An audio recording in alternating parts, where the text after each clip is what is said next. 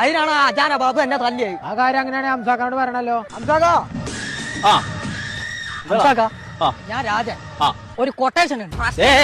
പ്രശ്നം പറയണ്ട, ആദ്യമായിട്ട് പിന്നെ പ്രശ്നം ചോദിക്കുള്ളൂ. അതാണ് ഹംസ.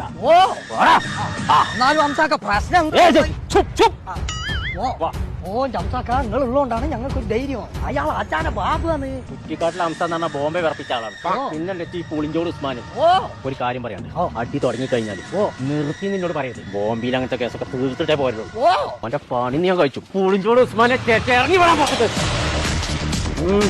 എന്താ രാജ പ്രശ്നം? രാജവമ്പാരം മാറിയ ആൾ കൂടെ നിൽക്കുമ്പോ എന്താ രാജ പ്രശ്നം? രാജാ ഇവിടെ വാടാ. ധൈര്യം എന്റെ മുന്നിൽ അച്ഛടാ. എനിക്കൊന്നും അറിയില്ല മാനെ. എന്റെ പണിക്കാരനെ ഫ്രൈഡ് ചിക്കൻ വാങ്ങി കൊടുക്കണോ കൊടുക്കണോ ഞാനാ തീരുമാനിച്ച. ഇറങ്ങി പോടാ എന്റെ പരിന്ന്. ഒരു ഫ്രൈഡ് ചിക്കൻ വാങ്ങി തരാത്ത ചീള് കേസിനാണ് ബോംബെ ഹംസനെ ചീക്കറക്കിയത്. അതിന് ഹംസയ്ക്ക് ആദ്യം അടി, പിന്നല്ല വിഷയം കേൾക്കുള്ളൂ എന്ന് എന്നോട് പറഞ്ഞേ.